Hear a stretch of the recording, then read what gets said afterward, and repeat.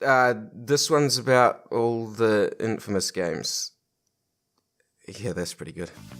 The infamous games are the kind I never would have played without the name behind them. Open world, mission-based PlayStation exclusives with parkour and shooting. In terms of the PS3 generation, I can't think of anything that sounds more generic. So thankfully they did have that name behind them. Sucker Punch Productions finally swiped right on the PS3 with Infamous in 2009, lagging behind their mates at Insomniac and Naughty Dog by a good couple years and couple games. Because of their name, Infamous was the first PS3 game I ever played actually, and until replaying them last week, I didn't realise I totally blew my load on the first stroke. The Infamous games are still shockingly good fun. While we're talking about me blowing my load, I'm aiming for that true analysis boy runtime again with this one for the first time in 18 months. So you know what that means? Get out your label makers, because it's time to break these fucking games down into some goddamn constituent parts. The Infamous games have two core mechanics. Everything feeds into platforming and third-person shooting. The platforming is of the climbing variety, with a little more control than Uncharted or Assassin's Creed, but less than Ratchet & Clank or Crash. The shooting is abstracted out as electrical superpowers, which can do more than just shoot bullets and throw grenades, but ultimately always feed into combat or less often traversal. Missions therefore have to centre around combat, parkour, or a mixture of the two, and combine these with the open world design. And Infamous does have systems which are built to mix with ample elegance. Platforming and ranged combat abilities are a great marriage, given that you have the right game surrounding them. Platforming in Infamous is a slightly unusual case. It's not Assassin's Creed, there isn't an automatic parkour button, and it's not Sly Cooper, there isn't an interact with the environment button either, but it's also not quite Mario or Ratchet & Clank because it doesn't ask for pinpoint precision. Infamous is about a general sense of positioning and some auto-correction. There's a jump button, so if you ask me, that's a 1-up on Assassin's Creed right there. Cole and Delson will contextually grab onto or land on things you point them towards, which is more forgiving than your traditional 3D platformer, and I guess it works like Sly if the circle button was pressed for you, but with a much smaller margin for error. You can't go around doing this. Ugh. I want to say it's similar to Prince of Persia, but Cole is a lot lighter and has a lot more mid-air control than the Prince. Infamous 1 has the most traditional uses of these platforming mechanics, with missions where you climb to the top of a tall thing, or jump around a maze of shipping containers, or explore some linear sewer drains. Whereas the other games tend to mostly use these mechanics in service to the open world and the combat systems. All your combat abilities are available during most platforming maneuvers in Infamous, so whether you're hanging off something, crouched behind cover, flying through the air, or grinding a railway line, you'll still be able to shoot. For anyone who hasn't played these, as a general rule the over-the-shoulder view is combat and aiming mode, and the behind-the-back camera is for traversal. This changes in Second Son, but we'll get to that a bit later. For now, Cole's electricity powers are analogous to most typical shooter weapons. Standard semi-auto bullets, grenades, RPG rockets and sniper bolts. And some less typical, more superhero-y moves like a push, a shield and a stream of continuous lightning. Cole also has some basic melee moves for a bit of assault and battery. This is nothing stunning, but the games aren't meant to be played with slow hand-to-hand much, since you're usually being shot at from several angles or distances at once. For the most part, these function as fast-paced but ultimately very familiar third-person shooter mechanics when viewed in a vacuum. And since I've been over mechanics like these before, I want to focus here on how these work outside the vacuum, within the individual game designs of the three Infamous games.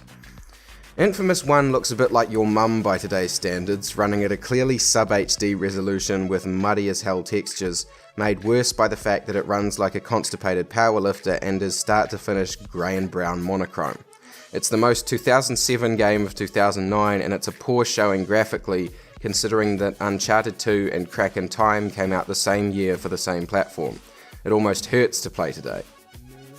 I say all this to put in perspective just how much it means when I say I still had a thunderously good time with Infamous 1 last week. I couldn't really remember what I thought of it going into this, but it struck me off guard and I was ecstatic to end up finding a new old favourite. See, Infamous 1 uses its systems brilliantly, choosing the best level designs and set pieces for the mechanics at hand, keeping things constantly changing and fresh without overstaying its welcome. It has the good sense to show us some top tier mission design, but also end before it ever repeats itself or runs out of ideas. The missions here can be divided into two design philosophies: missions which are linear and or contain to a specific enclosed section of the open world map, and missions which take place in the open world and can theoretically be approached from any angle. I think inFAMOUS nails both of these, but the linear missions in particular highlight just how well the platforming and shooting mechanics combine. Since third-person shooting mechanics are based around visibility and straight lines of sight, everything you can interact with while climbing becomes a potential piece of cover, or a new angle on the fight.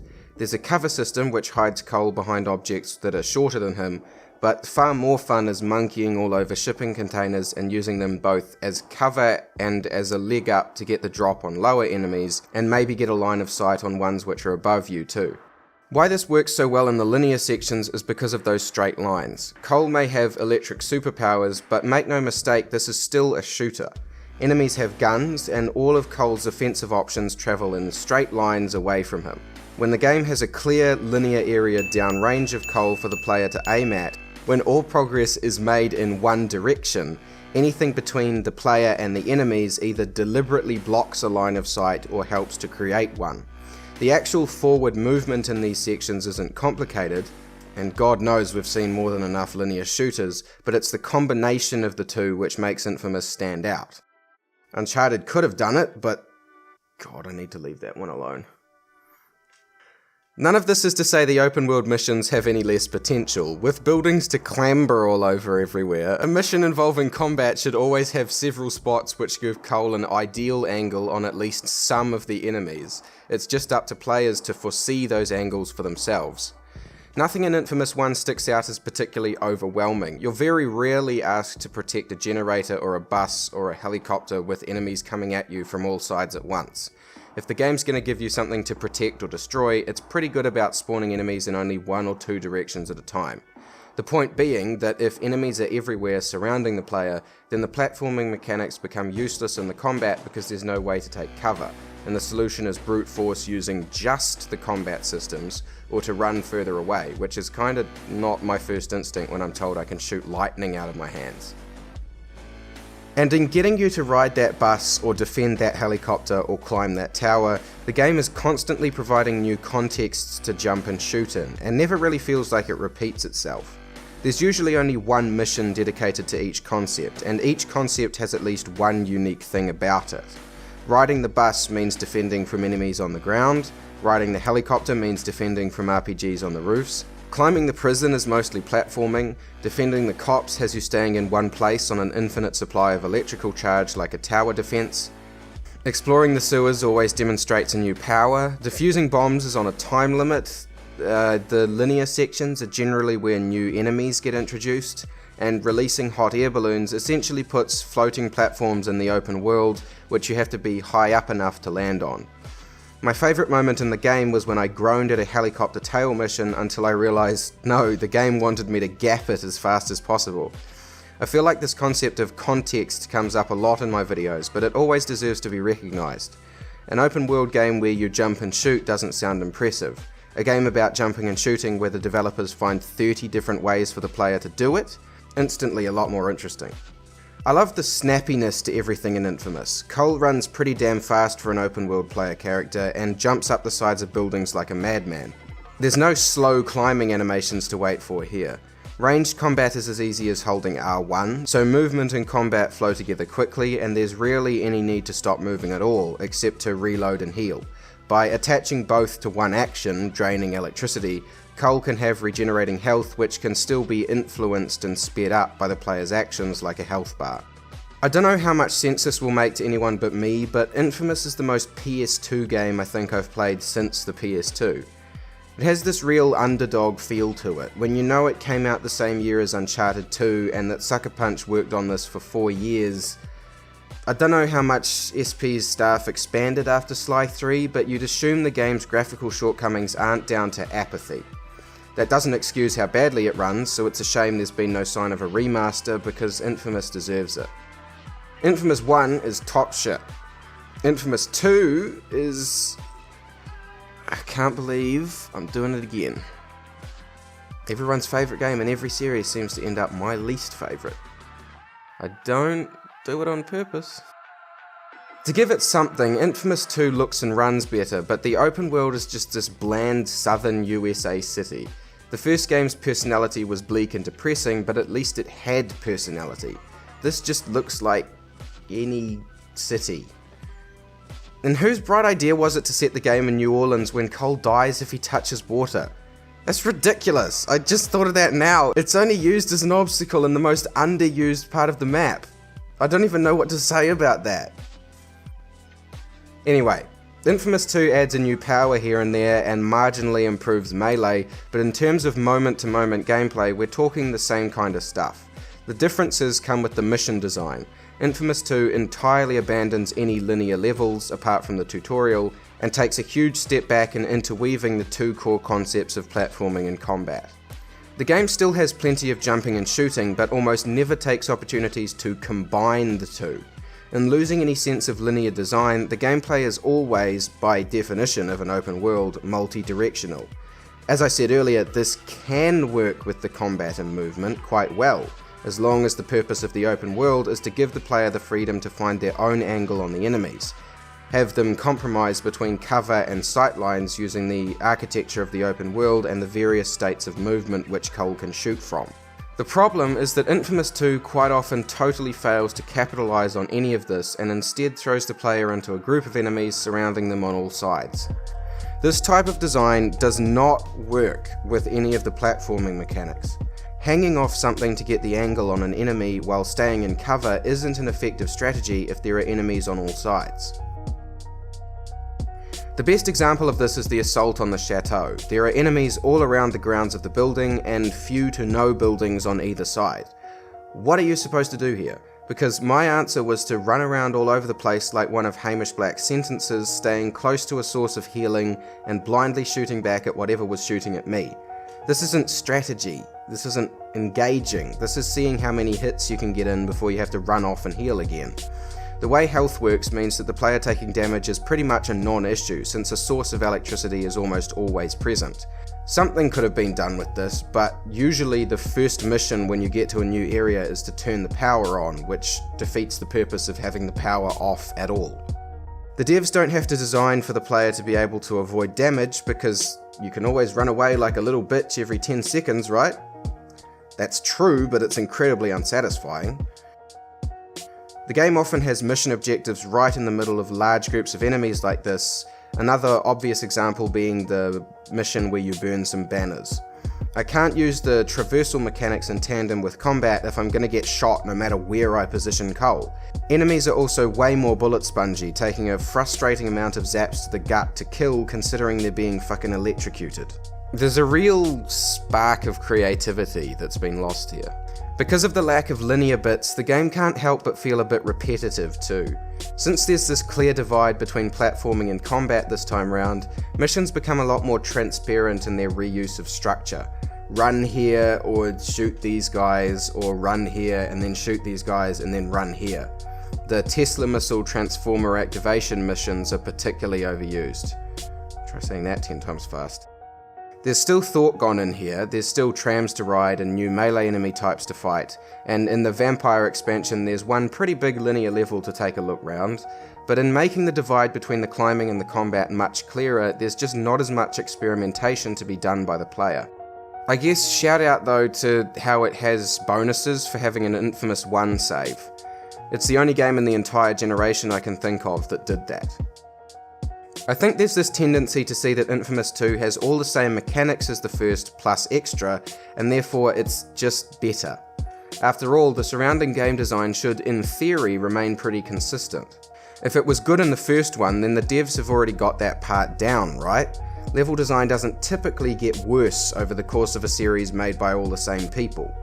But for me, that's exactly what's happened here. I will fully admit a bias towards focused, intentionally planned linear design, but I hope I've demonstrated that the Infamous formula is absolutely suited to an open world, just not with the implementation of Infamous 2.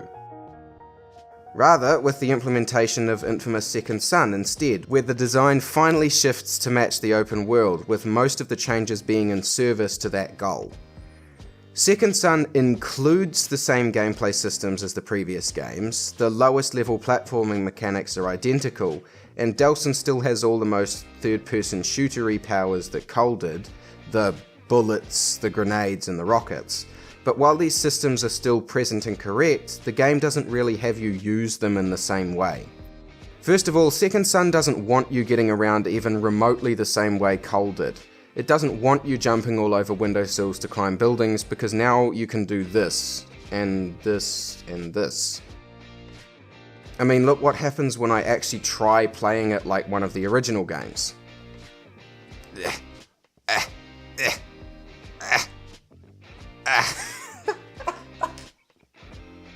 Second Son is much faster. You can gap it across Seattle with these new dash moves, and this is the real way to get around here, seeing how much distance you can get on a launch, 2 smoke dashes, and a glide. This does have the effect of making traversing the map an exercise in pressing circle over and over until you get wherever you're going. These dashes are short bursts of speed which can be used back to back, but are individually very short. This gets a bit old in the same way that mashing the sprint button does in a Rockstar game. If the First Light standalone DLC has anything worth mentioning that's not in the main game, it's the neon dash clouds, which boost you for a few seconds. I said I played all of these and I meant it. Aiming for these isn't in any way challenging, but they make travelling around the map slightly more engaging since there's tiny goals to hit dotted everywhere. Delson can be upgraded to gain the same infinite neon dash as Fetch, but upgrade points in Second Son are earned through collectibles dotted around the map, almost none of which are found in main missions. This seems a bit off. It means you aren't being given upgrade points for achieving the things the game puts the most emphasis on. Instead, they're these near insignificant collectibles scattered casually all over the place. There's a conflict of priorities here. In the previous games, XP was gained by killing enemies, which I think makes more sense since that's kinda what the games revolve around. Delson's dashes are kept short for a reason though. They allow the game to be designed like Infamous 2, with combat being very multi-directional, while adding a new strategic mechanic to replace the sideline platforming. The dashes get the player out of a tight spot, but also get them back into it quickly. In Second Son, if you're surrounded by enemies, you can zip all over the place. If you're being shot at from a roof, you can be up there in a second. This is encouraging the player to play in the way Infamous 2 ended up playing. Where in that game you had to run around like an idiot taking pot shots, Second Son now has a system specifically designed for that. Take a few shots at whoever, and then dash to a better angle on another group of enemies and blow them up too. It means the combat design can stay very similar to the previous game, with the movement mechanics adding back that strategic play that was lost. Combat can be designed the same way as Infamous 2, but be more suited to that design. Despite being the shortest game in the series, it's also the most repetitive. There is a lot of undisguised go here, shoot these guys going on with no extra window dressing to do anything to hide it. That said, and I can't believe I'm saying it, I do love the tail missions in all these games because they're usually really demanding tests of speed. This ain't no fucking Ubisoft game. There's no question that Second Son wants you doing things faster because Delson can now shoot from the standard behind the back perspective, removing that divide between combat and traversal. This works okay. It means you can be dashing all over the place without having to constantly switch back to another camera perspective before carrying on with a fight. But the zoomed out camera can make targets very small. Aiming at an enemy from this perspective, they can sometimes be only a couple dozen pixels tall, and remember the only input option is a PS4 controller. There is an aiming mode, but the game kinda communicates that this is just supposed to be used for specific precision shots, because attacks which are normally fully automatic become semi-auto in this perspective. This is going to vary from person to person, but the precision needed from the standard perspective felt like a bit much to me, and I came away feeling pretty ineffective, like any satisfaction from doing damage was cancelled out by the amount of missed shots. I can't really talk my way around the old get good argument here, so I hope I've made my case. Second Son feels like one step forward and one step back for the series. It nails the traversal during combat in a fresh but familiar way to the first game, but asks far more of the player's ability to aim than the previous games as a compromise in service to speeding the whole combat system up.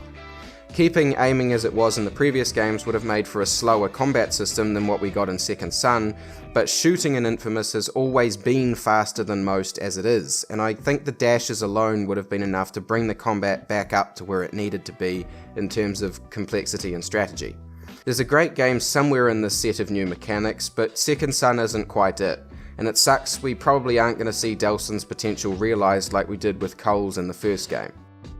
There's a couple things I'm going to leave out here for being uninteresting. The bosses, the user-generated content creator in 2, the changes to melee throughout the series, the various power types which all work way too similarly in Second Son, and hopefully if you've played these games you didn't even realise I skipped over them until I brought them up. What's unavoidable though is the mechanic the games are named after, the morality system, and I just don't care. In terms of gameplay, it's just locking off a handful of powers and missions depending on which morality you choose, which is a cheap way to get people to replay a game even if I don't think the motivation was actually that cynical. People will replay games they like. Locking off abilities behind a system like this doesn't help if the player doesn't like the game in the first place, and if the player likes the game they don't need extra abilities to incentivize them to replay it. The idea of playing as an irredeemable cunt is quite appealing to me, because I wouldn't know anything about that, but the whole game needs to be written with that in mind. As it is, Cole's still generally a nice guy who wants to stop the big evil murderers, who himself then randomly murders people for food and to get through a gate? This is all if you choose being evil, which I did for these playthroughs. I don't think anyone's going to argue with me here anymore. We're past this kind of binary moral choice thing in games now, and it's for the better because I can't really summon any feeling towards it except complete apathy.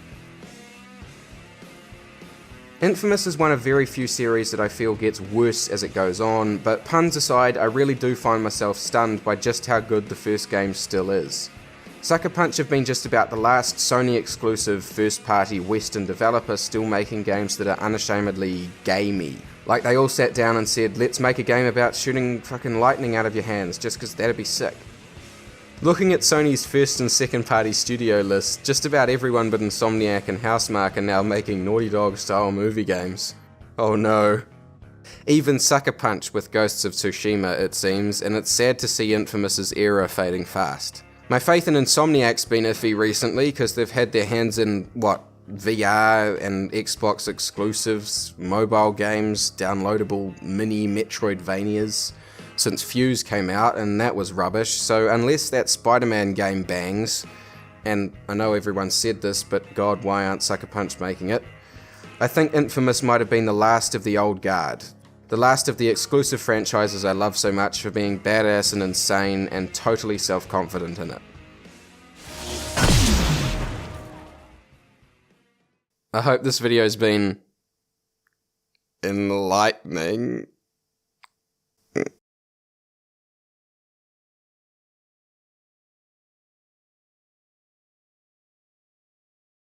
Even Sucker Punch with Ghost of this is gonna take Even Sucker Punch with Ghost of I'm just gonna say Tsushima because I can't get that T in there. I can't get it. Even Sucker Punch with Ghost of I need to say it without looking at the script. Even Sucker Punch with Ghost of oh god. It's so hard, dude. Why would you name a game that? Even Sucker Punch with Ghost of Tsushima. I nearly had it. Even Sucker Punch with Ghost of Tsushima, it seems, and it's sad to see that Infamous's era is Even Sucker Punch with Ghost of Tsushima, it seems, and it's sad to see Infamous's I psyched myself out. God damn it. I need to, okay, Ghost of Tsushima. Ghost of Tsushima. Ghost of Tsushima. Ghost of Tsushima. Okay, I can splice it in. Even Sucker Punch with Okay, that's the end. Cut it there.